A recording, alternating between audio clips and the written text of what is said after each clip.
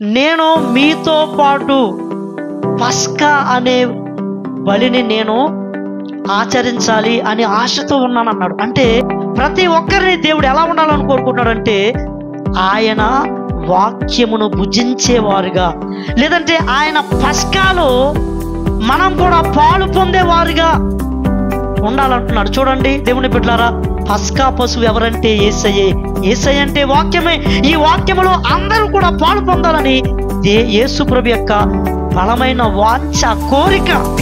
కానీ ఈరోజు దేవుని బిడ్డలారా, ఎంతమంది దీనిలో పాల్గొంటున్నారు?